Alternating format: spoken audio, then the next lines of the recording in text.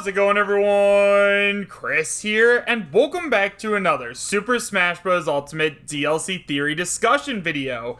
In today's video, we are actually going to be taking a look at a theory that has been floating around for a very long time now, and one that a lot of people think could actually end up being true, called the color theory. However, guys, as always, and I cannot stress this enough, just because this theory may actually have some kind of credibility to it, that does not mean that it is going to end up being 100% real, so make sure you guys take it with a grain of salt and realize that I'm talking about this just for fun.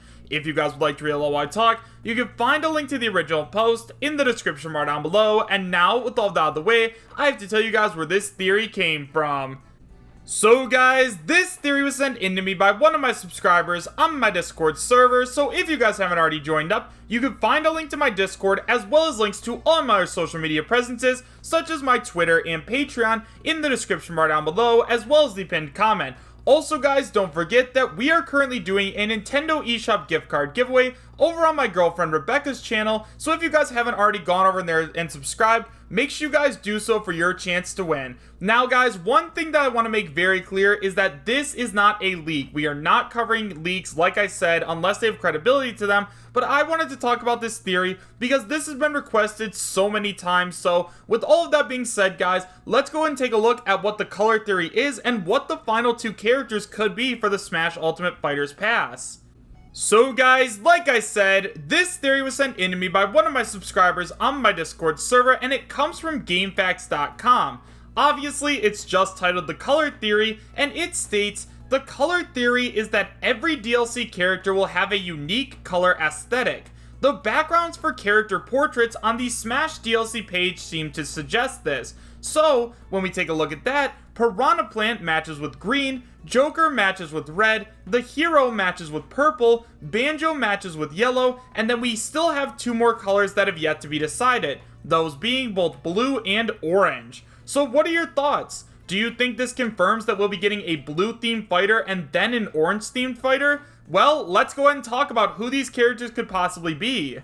Now, one of the things that I want to quickly touch on in terms of this theory and in terms of Super Smash Bros. Ultimate theories in general is that, yeah, just remember this is just a theory and this may just be one big coincidence. However, considering that we are getting these distinct colors for each of these characters, it also does kind of make sense. Now, one of the things that I want to make extremely clear is just because Joker has that red background, that does not mean that Joker is the only character that has that. Obviously, Mario has that red background, and other red characters do as well, so don't get your hopes up too high. Now, the other thing I wanted to mention is that these are unique to the DLC fighters, so like we've said, obviously you have green for Piranha Plant, red for Joker, purple for Erdrick, and yellow/orange for Banjo-Kazooie. So, like, yeah, I guess in some ways I do see how this theory could make sense, but I don't think that Sakurai is going to choose characters solely based on the fact that these colors don't clash with each other, especially since, once again, Nintendo were the people who were deciding these characters, and I really don't think that that's the reason they made the decision. I don't think the Nintendo executives sat down and were like,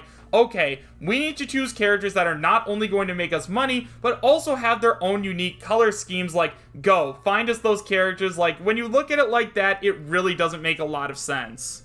However, with that being said, who could the final two characters be if we do believe this theory? Well, first of all, let's go ahead and talk about blue. Now, when we take a look at characters that could potentially be blue, there are definitely a lot of them. However, the first one that comes to my mind in this instance is Sans. Now, if you guys remember a little while ago, there was a leak called the Paragon leak that came out, and they said that Sans was going to be the final character on the Super Smash Bros. Ultimate Fighters Pass. Now, if we take a look at this logically and do believe what Paragon said, then yeah, Sans would definitely work well with blue, especially considering he wears a blue sweatshirt and also he has that blue eye, so I think that a blue background with Sans would look extremely good. Now, one of the things they did say in the Paragon leak, however, is that it may not be Sans. He hasn't gotten a 100% definitive answer, and it could possibly be Frisk or another Undertale character, and if that's the case, if it does end up being Frisk, then it would make a lot of sense if Frisk was maybe orange. He filled up the orange slot, but once again, at this point in time, I feel as though Sans is the most likely character for the blue spot.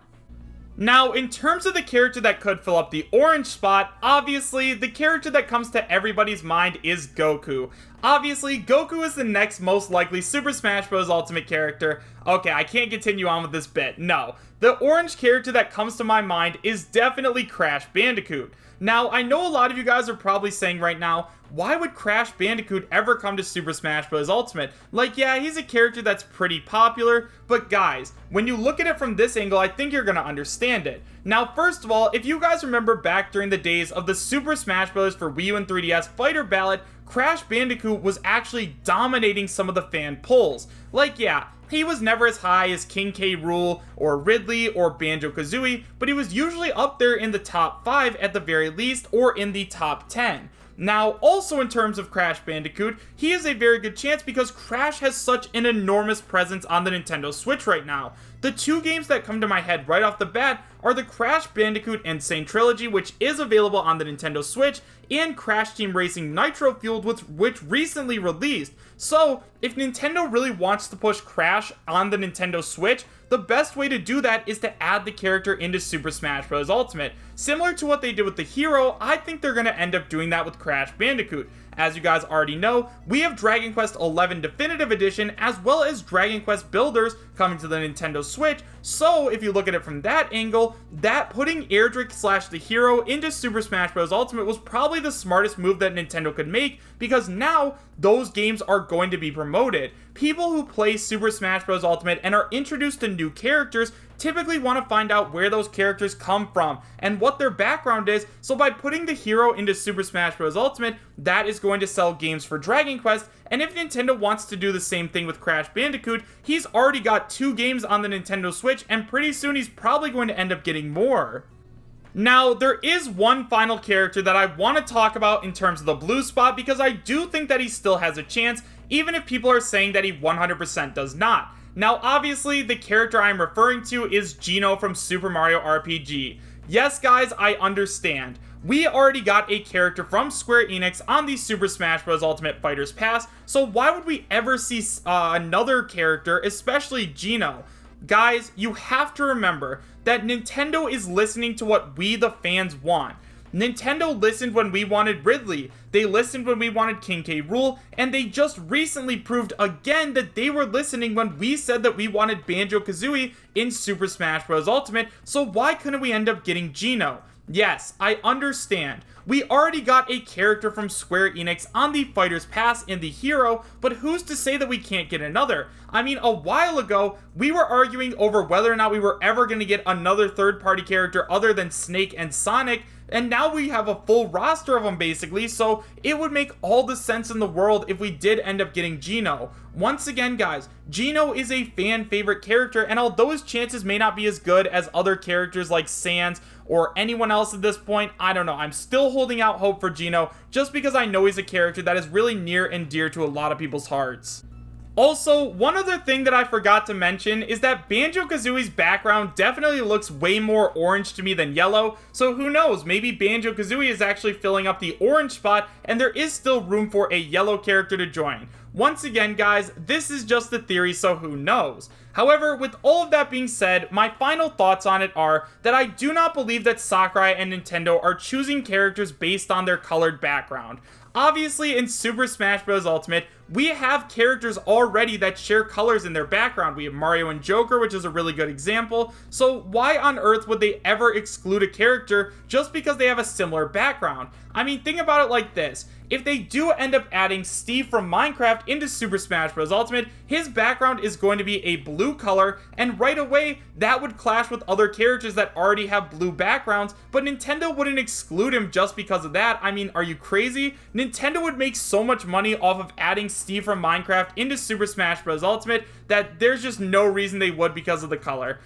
However, guys, with all of that being said, let me know your thoughts about the color theory in the comments section down below. Do you guys believe that this theory actually has some kind of credibility, or do you guys believe that it's just a bunch of people grasping at straws trying to figure out who the last 2 Super Smash Bros. Ultimate DLC fighters are going to be? Personally, I think it's just people kind of grasping at straws at this point, but once again, who's to say? So guys, thank you guys all so much for watching. Make sure to subscribe, share, and like, and I will see you guys next time. Take care.